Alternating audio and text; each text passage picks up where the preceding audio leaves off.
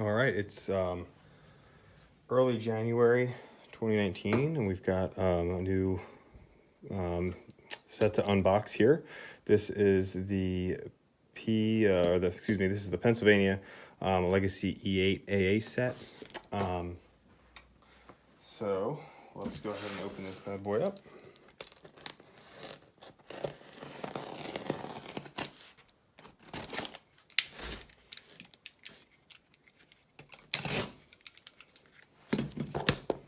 So this set, I did not order this. I had some time and went out to Nicholas Smith Trains in Broomall, Pennsylvania, just outside of Philadelphia, about an hour or so from where I live, and was able to kind of just peruse the store a little bit. They have an awesome selection of trains from Lionel to MTH. They've got Atlas cars, all different scales if you're not just into O scale. Or O gauge. So it was really nice to be able to go up and walk around and spend some time in the shop. And they have a ton of new stuff available, just out for you to kind of do some window shopping, if you will, instead of always having to just look online. So that was nice to be able to actually see these in person before actually making the purchase. But I'm really happy that they had these in stock still. I was between this set and the Conrail set of A units, and they also had the Conrail, the Conrail Office set, which was one of the A units, along with four essentially passenger cars, 21-inch passenger cars. That looked really, really nice, but with this be focusing more on Pennsylvania and Union Pacific on my layout, I wanted to go with the Pennsylvania diesel set. Plus, if you followed any of my other videos, you know that my GG1, the Vision Line GG1 that I have, has given me constant issues. So in order to make sure that I have some diesels to run my Broadway Limited cars, these will suffice. So let's check them out. So this is going to be our non-powered locomotive here.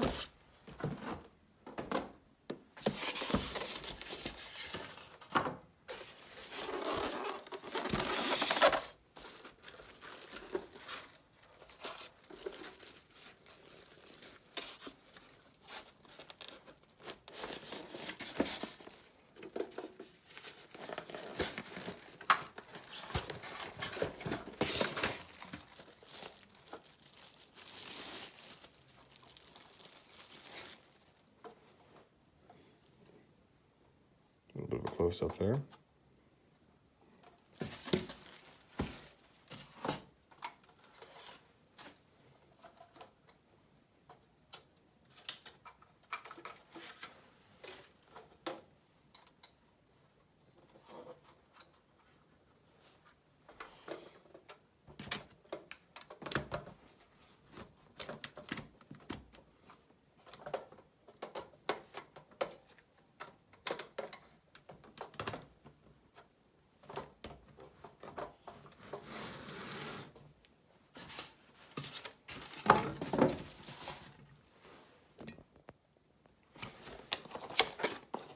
Go ahead and open up the powered unit.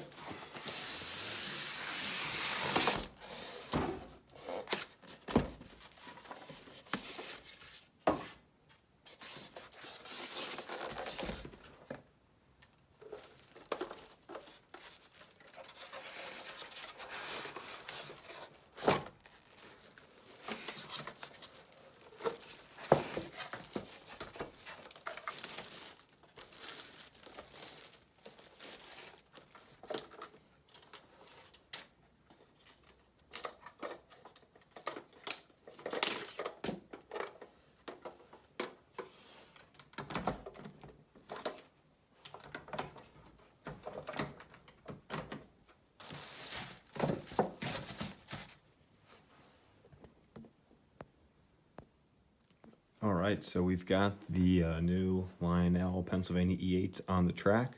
Got them ready to run, but let's talk about the E8 for a moment. The E8s were built by General Motors EMD division back in the 1940s. About 1949 is when they began production. They ran production through the mid-1950s. These diesels could put out a little over 2,200 horsepower, and they were originally built and purchased by Class 1 railroads for passenger service, and were very successful on those railroads. A lot of the things that I've read about these say that these diesels lasted through even through the early years of Amtrak, and there's a number of them remaining. You can see ones that look very similar to the ones you see here.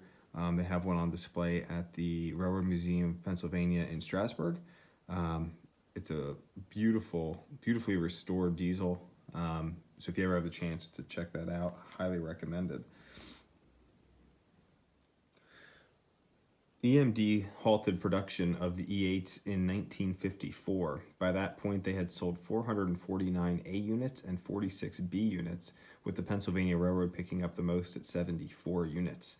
Railroads who purchased the E8s included, but are not limited to, the Santa Fe, Atlantic Coast Line, Boston and Maine, Baltimore and Ohio, Kansas City Southern, the Missouri Pacific, the New York Central, the Southern, Texas and Pacific, the Union Pacific, and the list goes on and on. Quite a popular locomotive, and I think Lionel did a pretty good job with this model. So let's take a closer look before we send it around the layout. So starting up in front here, we've got a lot of separately applied handrails for the door. The door in the front is just cast in, it does not open. We've got the windshield wipers. There is engineer inside in the cab. Some more separately applied handrails along the top, and then you've got your antennas on the top as well. If we come down the side, these doors on the side all open up. They've got the clear plastic inserts there for the windows. Nice metal detailing in here within the steps. Builder's plate that's legible. If you have a microscope, that is pretty small writing. Nice plate here for the vents. Another door here that pops open. Nice detailing on the tank. Got the Pennsylvania lettering and striping is all very crisp, as you'd expect. And the truck detailing is wonderful on these cars. If we come in from the top, you can see all the different fans. The fans do have blades that spin. If you blow on them, they don't spin with the motors or anything. We've got our two exhausts there for your smoke units. Some more detailing up here on the roof line. And then this plate back here lifts off to show your legacy and smoke controls. Looking at the unit from the side, you can see just how close they do couple. A nice improvement from past E units or the F units that Lionel's put out, where there's quite a big gap there. These couple very nicely. So that was something that I was pleased to see when I picked these up. So as I said, beautiful units overall. The windows going down the side are tinted. You can see through them a little bit, but they're not just black, although they do look it from here. But if you look close enough, they do appear to be tinted. Great diesels. I picked these up from Nicholas Smith Trains just outside of Philadelphia.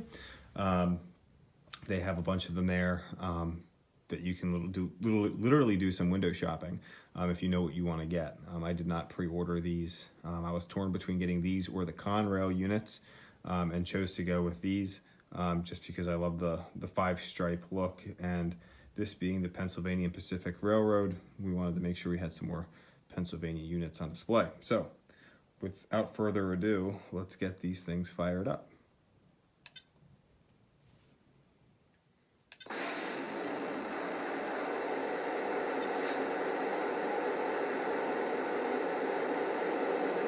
A whistle,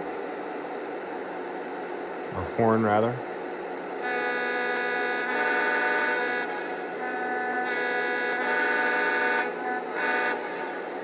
The bell.